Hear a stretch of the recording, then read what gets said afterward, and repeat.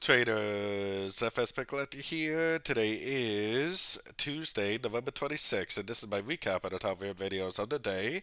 And the pound US dollar came in number 3 today, so we're going to do a quick recap on the 1 hour time frame.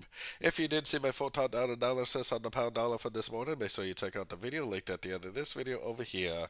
But also don't forget to check out my website, fxpipcollector.com, if you would like to get access to my swing trade setups, my daily members only live streams on Zoom, and my 34 video trading course are included for only $30 per month.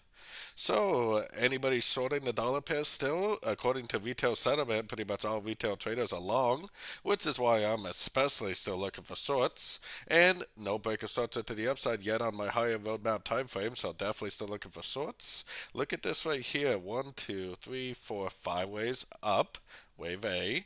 1, 2, 3 waves down, wave B. 1, 2, 3, 4, 5 waves up, wave C. 50% Fibonacci retracement, engulfing move to the downside. Perfect entry to go short today for the end of a correction.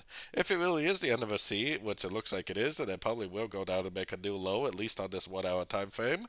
Now, this is a holiday week for the US. It's Thanksgiving, a really big holiday week. Most people have Thursday, Friday, and a lot of people even take Wednesday off.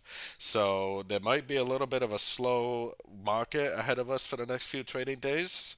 So if it does become kind of rangy, don't be surprised. For me personally, I'm only looking for shorts until it breaks this structure up here. Until it does that, I'm definitely only looking for shorts. So don't forget to join my free Discord channel, which is linked over here in the corner. And as always, thank you and happy trading.